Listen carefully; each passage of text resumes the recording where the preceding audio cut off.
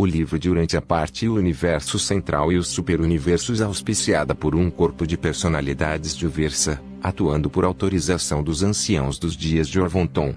O documento o Pai Universal apresentado por um conselheiro divino, membro de um grupo de personalidades celestes, designado pelos anciãos dos dias, em Uversa, sede do governo do sétimo superuniverso, para supervisionar os trechos seguintes desta revelação vindoura, que tem a ver com os assuntos de além das fronteiras do universo local de Nebadon.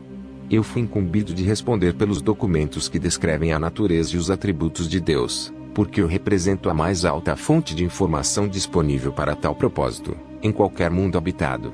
Tenho servido como conselheiro divino, em todos os 7 superuniversos, e por muito tempo residi no centro de todas as coisas, no paraíso. Muitas vezes tenho eu desfrutado do prazer supremo de uma estada na presença direta do Pai Universal. Eu retrato a realidade e a verdade da natureza e dos atributos do Pai, com autoridade indiscutível. Eu conheço aquilo de que falo.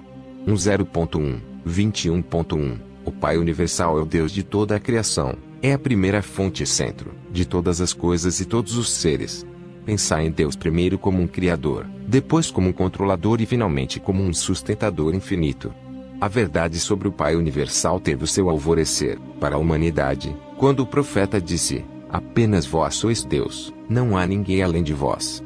Criastes os céus e o céu dos céus com todas as suas hostes, e vós os preservais e os controlais. Pelos filhos de Deus, os universos foram feitos. O Criador cobre-se da luz como se fosse uma veste e estende os céus como uma cortina. Somente o conceito do Pai Universal, um Deus único, no lugar de muitos deuses, capacitou o homem mortal a compreender o Pai como um Criador divino e um controlador infinito.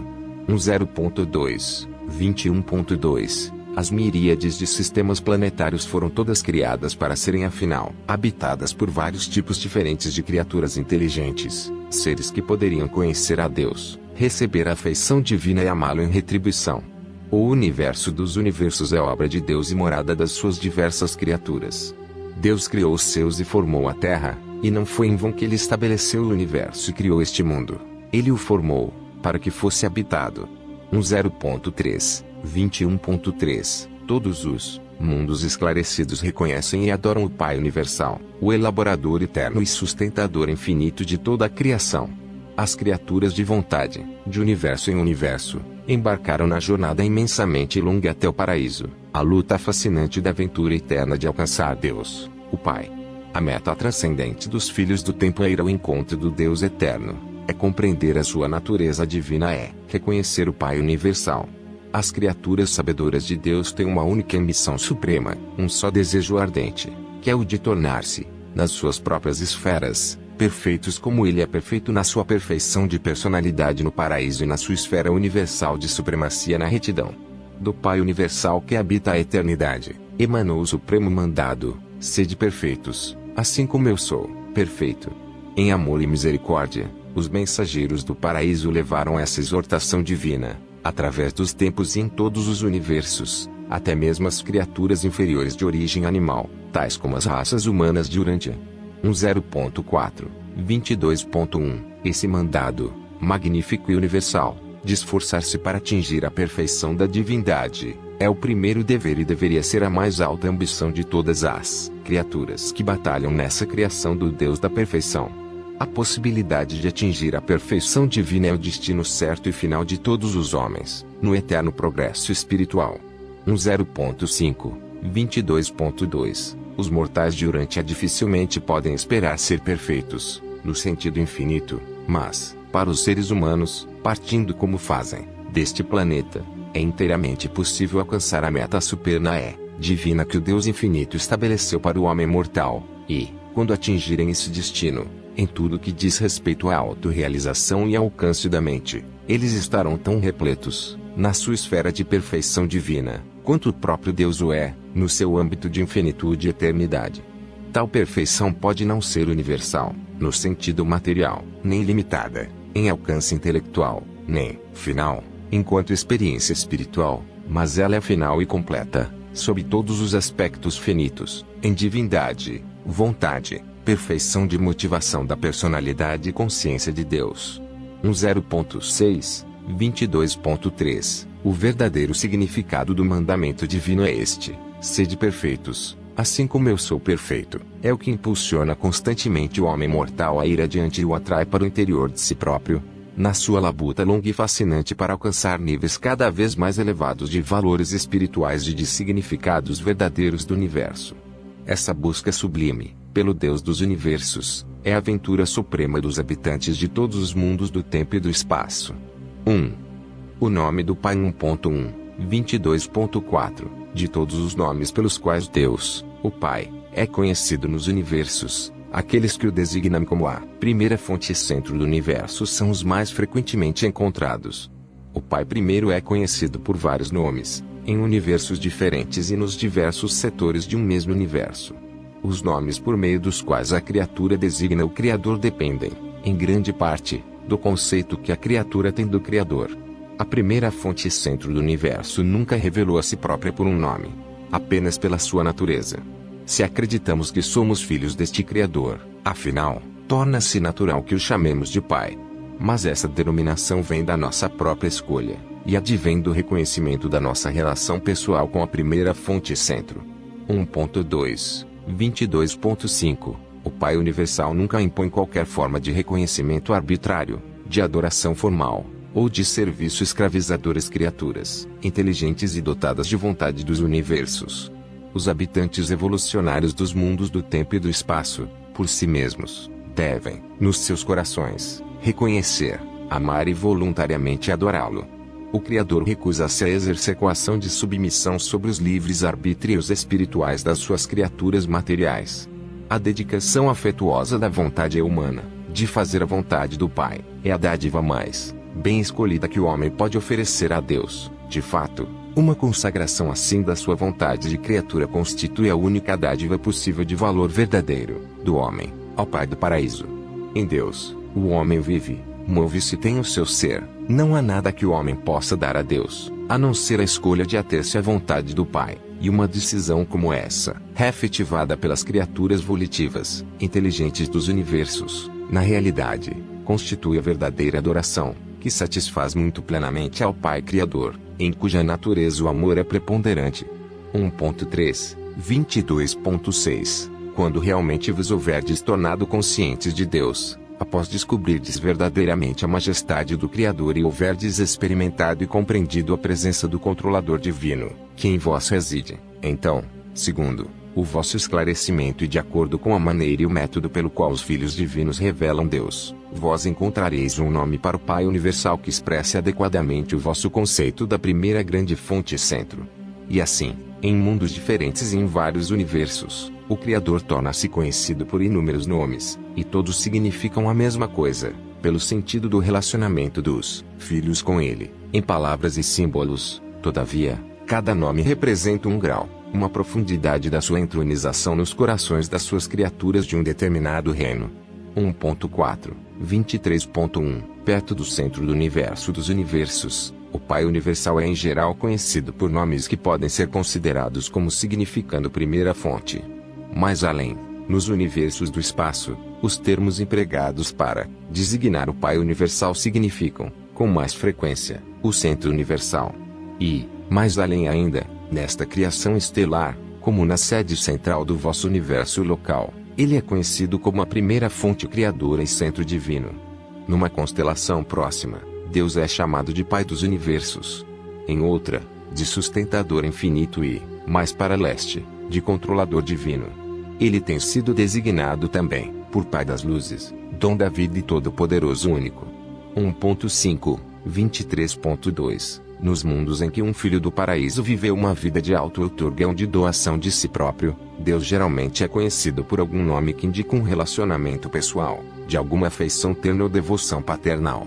Na sede da vossa constelação, todos se referem a Deus como o Pai Universal, e, nos diversos planetas do vosso sistema local de mundos habitados, ele é alternadamente conhecido como Pai dos Pais, Pai do Paraíso, Pai de Avon e Pai Espírito.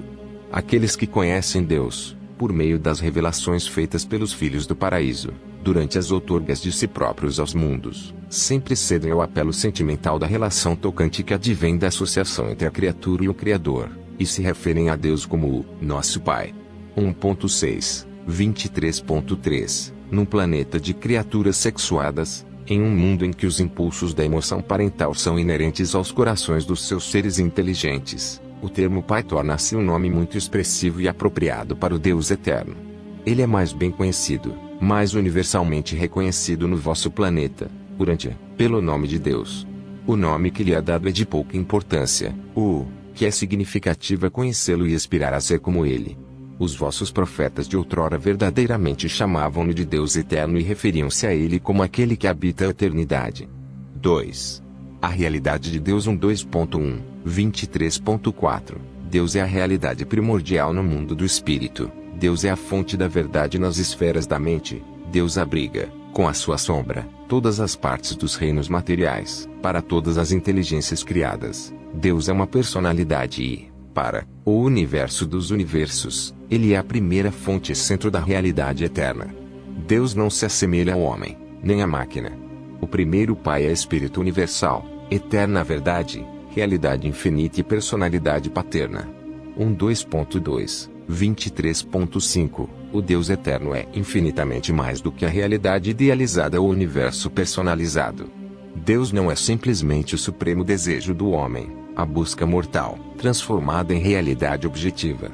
Tampouco Deus é um mero conceito, o poder potencial da retidão. O Pai universal não é um sinônimo para a natureza, nem é a lei natural personificada. Deus é uma realidade transcendente, não é meramente um conceito tradicional que o homem tenha dos valores supremos. Deus não é uma focalização psicológica de significados espirituais, nem é a criação mais nobre do homem. Na mente dos homens, Deus pode ser qualquer desses conceitos e todos eles. No entanto, Ele é mais. É uma pessoa salvadora e um Pai cheio de amor, para todos aqueles que desfrutam da paz espiritual na Terra, e que anseiam por experimentar a sobrevivência da personalidade após a morte. 2.3, 24.1 A realidade da existência de Deus é demonstrada, na experiência humana, pela presença divina, que reside dentro do homem, o monitor espiritual, enviado do paraíso para viver na mente mortal do homem e para assisti-lo na evolução da sua alma imortal e na sobrevivência eterna. A presença desse ajustador divino, na mente humana, faz-se conhecer por três fenômenos experienciais. 2.4, 24.2, 1. A capacidade intelectual para conhecer a Deus, a consciência de Deus. 2.5, 24.3, 2. O impulso espiritual de encontrar Deus, a busca de Deus. 2.6, 24.4, 3. O anseio da personalidade de ser como Deus, o desejo, de todo o coração, de fazer a vontade do Pai.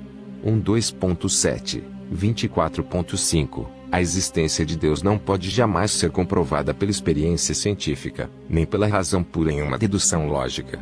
Deus só pode ser compreendido no âmbito da experiência humana. Contudo, o verdadeiro conceito da realidade de Deus é razoável para a lógica, plausível para a filosofia, essencial para a religião e indispensável a qualquer esperança de sobrevivência da personalidade.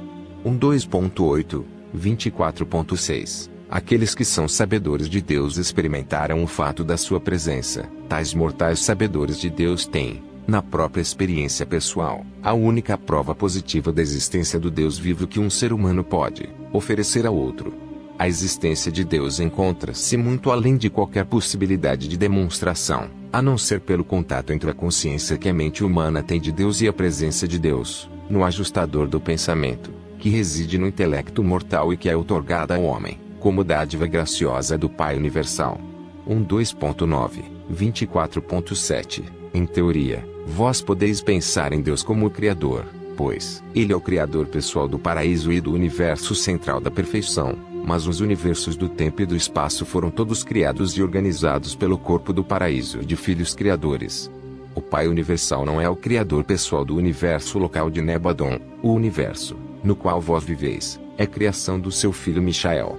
Ainda que o Pai não haja pessoalmente criado os universos evolucionários, Ele os controla, por meio de muitas das suas relações universais e por meio de algumas das suas manifestações de energias físicas, mentais e espirituais.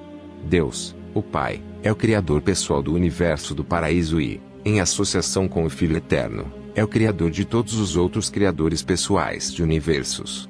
1.2.10, 24.8. Como controladora física, no universo dos universos materiais, a primeira fonte centro funciona nos moldes originais da ilha eterna do paraíso e, por meio desse centro absoluto de gravidade, o Deus eterno exerce o supercontrole cósmico do nível físico, igualmente no universo central e em todo o universo dos universos. Enquanto mente, Deus atua por meio da deidade do Espírito Infinito. Como Espírito, Deus manifesta-se na pessoa do Filho Eterno e nas pessoas dos Filhos Divinos, do Filho Eterno. Essa é a inter-relação da primeira fonte centro, com as pessoas e com os absolutos coordenados do paraíso, em nada exclui a ação pessoal direta do Pai Universal, em toda a criação e em todos os seus níveis. Por meio da presença do seu espírito fragmentado, o Pai Criador mantém um contato direto com os seus filhos criaturas e com os seus universos criados. 3. Deus é um espírito, universal 1.3.1, 25.1, Deus é espírito. Ele é uma presença espiritual universal. O Pai Universal é uma realidade espiritual infinita. Ele é o soberano eterno, imortal, invisível, e o único Deus verdadeiro. Ainda que sejais a progênie de Deus, não deveis pensar que o Pai seja como vós, na forma e no aspecto físico, porque foi dito que fostes criados à sua imagem. No entanto, sois resididos, pelos monitores misteriosos vindos da morada central, da sua eterna presença.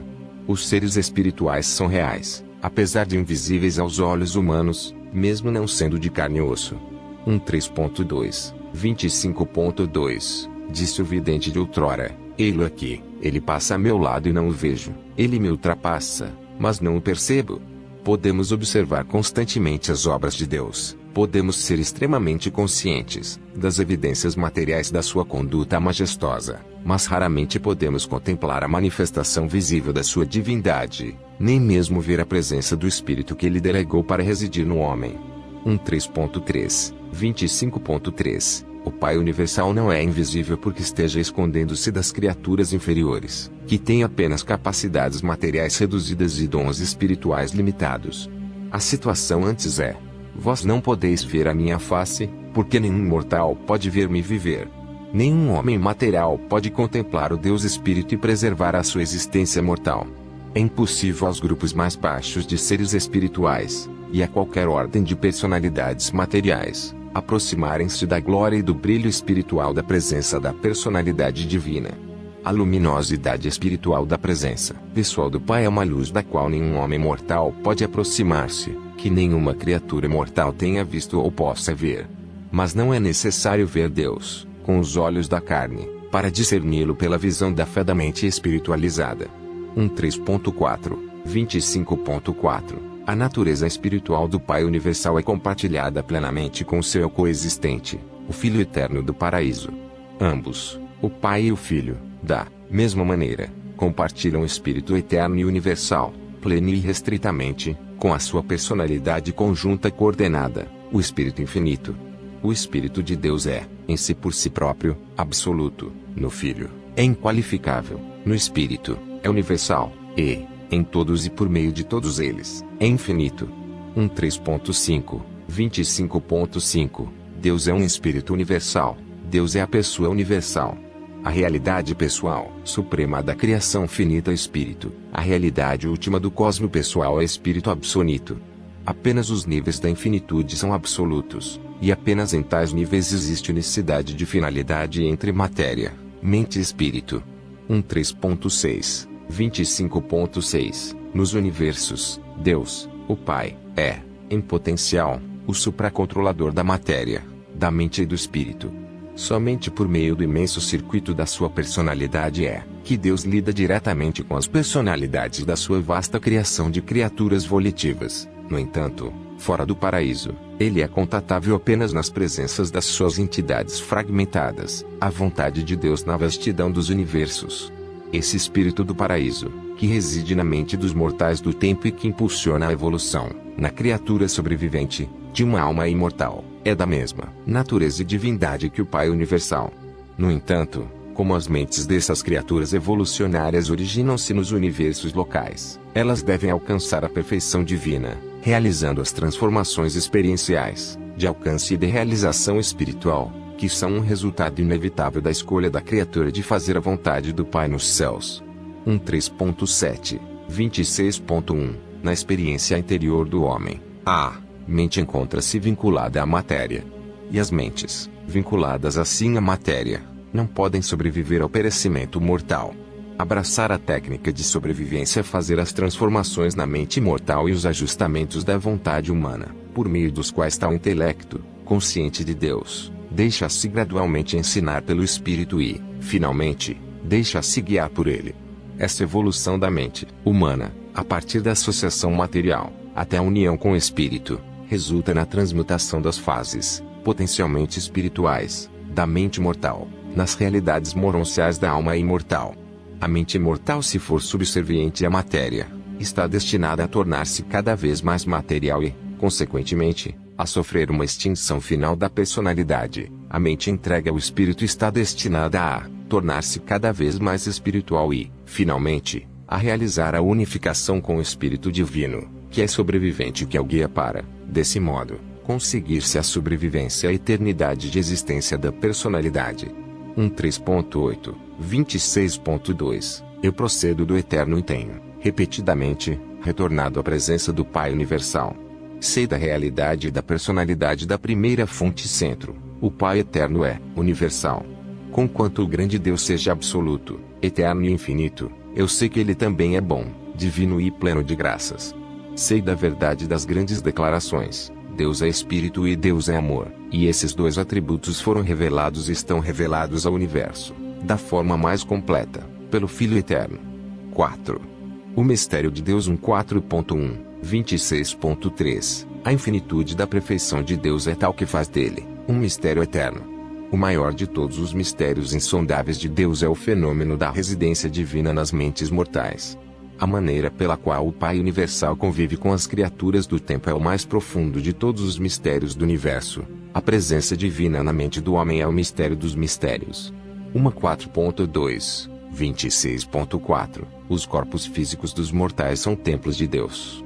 Não obstante os filhos, criadores soberanos, aproximarem-se das criaturas dos seus mundos habitados e atraírem a si todos os homens, e embora estejam junto à porta da consciência e batam e alegrem-se de entrarem todos aqueles que abrirem as portas dos seus corações, conquanto exista uma comunhão íntima entre os filhos criadores e as suas criaturas mortais, no entanto, os homens mortais têm algo do próprio Deus a residir, de fato, dentro deles e assim, pois, os seus corpos são templos dele.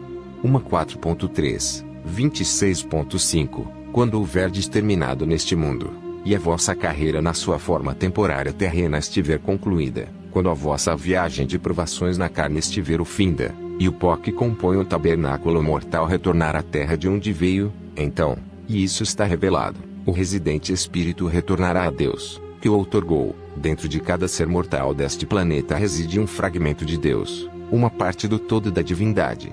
Esse fragmento ainda não é vosso por direito de posse, mas o desígnio intencional dele é unificar-se convosco, se sobreviverdes após a vossa existência mortal.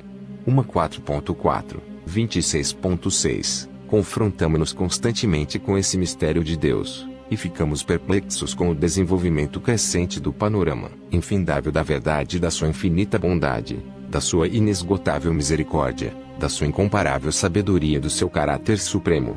4.5, 26.7 O mistério divino consiste na inerente diferença que existe entre o finito e o infinito, o temporal e o eterno, a criatura tempo-espacial e o Criador universal, o material e o espiritual, a imperfeição do homem e a perfeição da deidade do paraíso. Infalivelmente, o Deus do amor universal manifesta-se a cada uma das suas criaturas, até a plenitude da capacidade da criatura de apreender espiritualmente as qualidades da verdade, da beleza e da bondade divinas.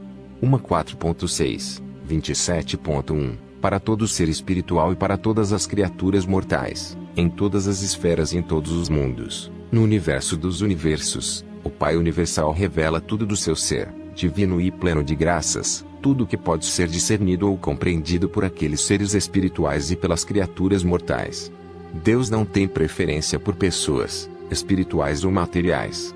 A divina presença, da qual qualquer filho do universo desfruta, em qualquer momento, é limitada apenas pela capacidade que tal criatura tem de receber e discernir as realidades espirituais do mundo supramaterial.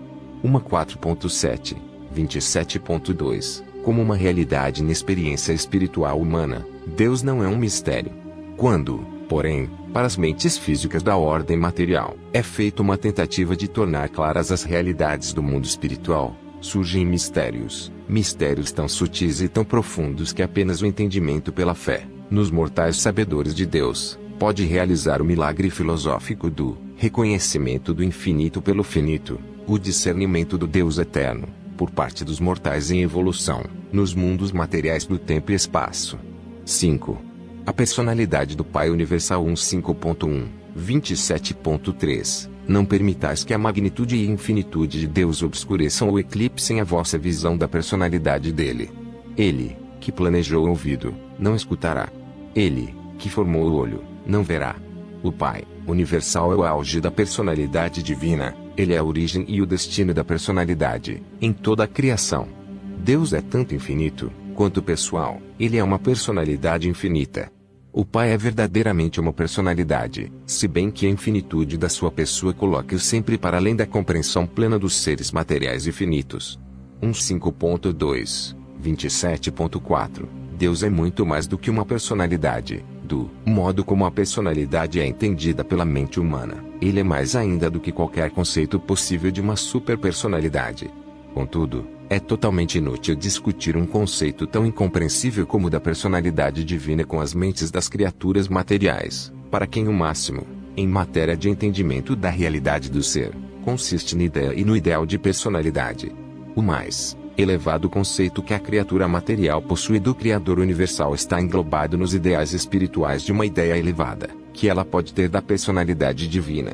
Portanto, se bem que possais saber que a personalidade de Deus deve ser mais do que pode alcançar uma concepção humana de personalidade, igualmente, bem sabeis que o Pai Universal não pode, certamente, ser nada menos do que uma personalidade eterna, infinita, verdadeira, boa e bela.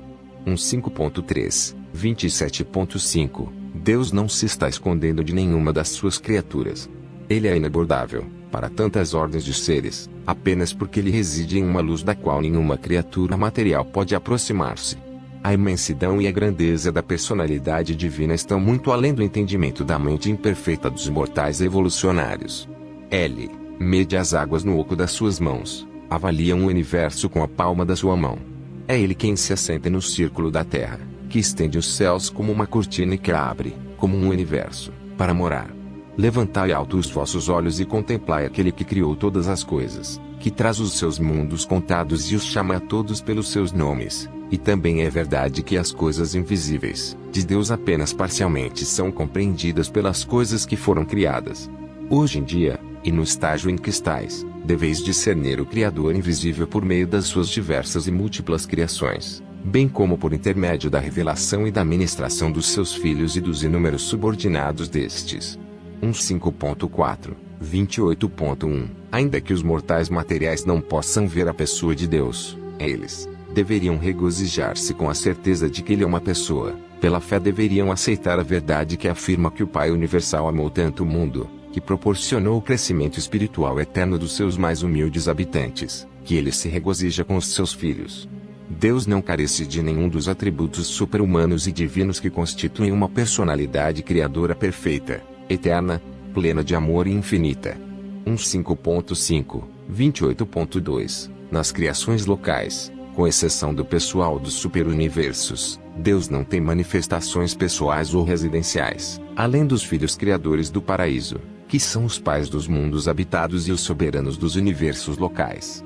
Se a fé da criatura fosse perfeita, ela saberia com segurança que, quando houvesse visto um filho criador, ela teria visto o Pai Universal. Ao procurar pelo Pai, ela não deveria pedir nem esperar ver nada além do Filho. O homem mortal simplesmente não pode ver Deus, não antes de atingir a completa transformação espiritual e, de fato, não antes de alcançar o paraíso. 5.6, 28.3. As naturezas dos filhos criadores do paraíso não abrangem todos os potenciais irrestritos, ou inqualificáveis, da absoluteza universal da natureza infinita da primeira fonte centro, mas o Pai universal está, sob todos os pontos de vista, divinamente presente nos filhos criadores. O Pai e os seus filhos são um. Esses filhos do paraíso, da ordem de Michael, são personalidades perfeitas, modelos originais, mesmo, de todas as personalidades do universo, desde a do brilhante estrela matutino até a das criaturas humanas mais primárias, provenientes da evolução animal progressiva. 15.7, 28.4. Sem Deus, e não fora pela sua excelsa pessoa central, não haveria nenhuma personalidade em todo o vasto universo dos universos. Deus é personalidade. 15.8, 28.5. Não obstante Deus ser um poder eterno, uma presença majestosa, um ideal transcendente, um espírito glorioso, embora ele seja tudo isso e infinitamente mais, ainda assim, ele é, verdadeiramente e para sempre, uma personalidade perfeita de Criador, uma pessoa que pode conhecer e ser conhecida, que pode amar e ser amada, e que pode demonstrar amizade por nós, e assim vós podeis ser reconhecidos, como outros seres humanos o foram, como amigos de Deus. Ele é um espírito real e uma realidade espiritual. 15.9, 28.6. Por vermos o Pai Universal revelando-se em todo o seu universo, por discerni-lo residindo no interior das suas miríades de criaturas, por contemplá-lo nas pessoas dos seus filhos soberanos, por continuarmos a sentir a sua divina presença aqui e ali, mais perto ou longe, não duvidamos nem questionemos a primazia da sua personalidade. Não obstante todas as vastas distribuições de si próprio, ele permanece sendo uma pessoa verdadeira e mantém, eternamente, uma conexão pessoal com as hostes incontáveis das suas criaturas espalhadas nos universos dos universos. 15.10, 28.7. A ideia da personalidade aplicada ao Pai Universal é o conceito ampliado e o mais verdadeiro de Deus que chegou à humanidade, sobretudo por meio da revelação. A razão, a sabedoria e a experiência religiosa, todas inferem e indicam a personalidade de Deus, no entanto, não a tornam atestada. Até mesmo o ajustador do pensamento residente é pré-pessoal. A verdade, e a maturidade, de qualquer religião é diretamente proporcional ao conceito que faz da personalidade infinita de Deus e a compreensão que tem da unidade absoluta de Deus. A ideia de uma deidade pessoal transforma-se, portanto, na medida da maturidade religiosa, desde que a religião tenha antes formulado o conceito da unidade de Deus. 15.11, 29.1. A religião primitiva possuía muitos deuses pessoais, e eles eram moldados à imagem do homem. A revelação afirma e confirma a validade do conceito da personalidade de Deus, a qual não passa de uma mera possibilidade, segundo o postulado científico, de uma causa primeira, e, apenas provisoriamente, é sugerida na ideia filosófica da unidade universal. Apenas por meio da ideia da personalidade qualquer pessoa pode começar a compreender a unidade de Deus. Negar a personalidade da primeira fonte centro deixa-nos diante de uma escolha limitada a dois dilemas filosóficos, o materialismo e o panteísmo. 15.12, 29.2. Para a contemplação da deidade, o conceito da personalidade deve ser desprovido da ideia de corporalidade. Um corpo material não é indispensável à personalidade, seja no homem, seja em Deus. Esse engano, o da corporeidade, é mostrado nos dois extremos da filosofia humana. No materialismo, quando perde o seu corpo com a morte, o homem cessa de existir como personalidade. No panteísmo, desde que não tenha nenhum corpo, Deus não pode ser, portanto, uma pessoa. O tipo de personalidade progressiva super-humana funciona em uma união de mente e espírito. 15.13, 29.3. A personalidade não é simplesmente um atributo de Deus, antes representa a totalidade da natureza infinita coordenada e da vontade divina unificada, as quais são exibidas na eternidade e universalidade da sua expressão perfeita. A personalidade, em seu sentido supremo, é a revelação de Deus ao universo dos universos. 15.14, 29.4. Deus, sendo eterno, universal, absoluto e infinito, não pode ter o seu conhecimento nem a sua sabedoria aumentados.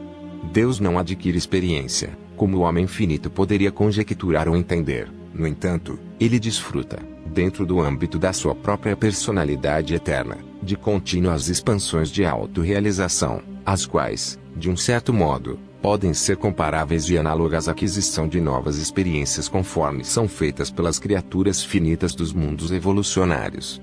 15.15, 29.5 A perfeição absoluta do Deus infinito levá-lo-ia a sofrer limitações terríveis, pelo irrestrito da sua finalidade de perfeição, não fosse pelo fato de que o Pai Universal participe diretamente da luta da personalidade de cada alma imperfeita, no universo amplo, que está buscando com a ajuda divina ascender aos mundos celestes espiritualmente perfeitos.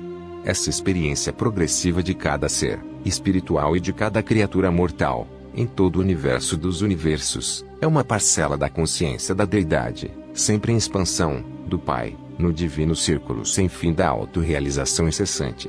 15.16, 29.6 É literalmente verdade que, com todas as vossas aflições ele aflige-se. Em todos os vossos triunfos, ele triunfa em vós e convosco. O seu espírito divino pré-pessoal é uma parte real, de vós. A Ilha do Paraíso responde a todas as metamorfoses físicas do universo dos universos. O Filho Eterno inclui todos os impulsos espirituais de toda a criação. O agente conjunto abrange toda a expressão mental do cosmos em expansão. O Pai Universal tem, em plena consciência divina, toda a experiência individual das lutas progressivas das mentes em expansão e dos espíritos em ascensão, de cada entidade, ser e personalidade em toda a criação evolucionária do tempo e do espaço. E tudo isso é absolutamente verdadeiro, pois nele todos nós vivemos, nos movemos e temos nosso ser. 6. A personalidade no universo 16.1, 29.7 A personalidade humana é uma imagem, uma sombra tempo-espacial projetada pela personalidade criadora divina. E nenhum fato pode jamais ser adequadamente compreendido por um exame da sua sombra. As sombras devem ser interpretadas em termos da substância verdadeira. 16.2, 30.1 Deus é uma causa para a ciência, uma ideia para a filosofia, e para a religião é uma pessoa mesmo Pai Celeste, cheio de amor. Para o cientista, Deus é uma força primordial, para o filósofo, uma hipótese de unidade, para o religioso, uma experiência espiritual viva. O conceito inadequado, que o homem tem, da personalidade do Pai Universal, pode ser aperfeiçoado apenas pelo próprio progresso espiritual do homem no universo, e tornar-se-á verdadeiramente adequado apenas quando os peregrinos do tempo e do espaço finalmente alcançarem o abraço divino do Deus vivo no paraíso. 16.3, 30.2 Nunca percais de vista os aspectos antípodes da personalidade, como concebida por Deus e como vista pelo homem. O homem vê e compreende a personalidade, olhando do finito para o infinito. Deus olha do infinito para o finito. O homem possui o tipo mais baixo de personalidade, Deus, o mais elevado, supremo mesmo, último e absoluto. Portanto, os melhores conceitos da personalidade divina tiveram de esperar pacientemente o surgimento de ideias mais evoluídas da personalidade humana, especialmente, por meio de uma revelação mais acentuada tanto da personalidade humana, como da personalidade divina, feita na vida de doação que Michael levou em Urântia, uma vida de auto-outorga de si próprio, como Filho Criador. 16.4, 30.3 O Espírito Divino pré-pessoal, que reside na mente mortal, traz, com a sua simples presença, uma prova válida da sua existência factual, mas o conceito da personalidade divina pode ser alcançado apenas pelo discernimento interno espiritual, na experiência religiosa genuína. Qualquer pessoa, humana ou divina, pode ser conhecida e compreendida independentemente das reações exteriores ou da presença material dessa pessoa.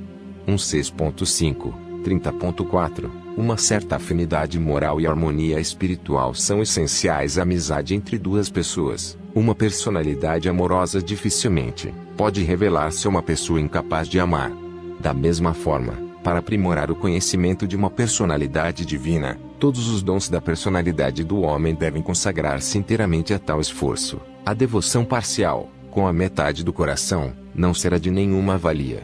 16.6, 30.5 Quanto mais completamente o homem compreender a si próprio e apreciar os valores da personalidade nos seus semelhantes, tanto mais ansiará para conhecer a personalidade original e, mais honestamente, tal ser humano sabedor de Deus lutará para ser como a personalidade original.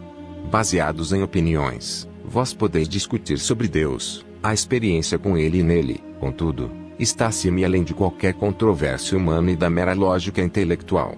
O homem sabedor de Deus descreve as suas experiências espirituais, não para convencer os descrentes, mas para a edificação e a satisfação mútua dos que acreditam.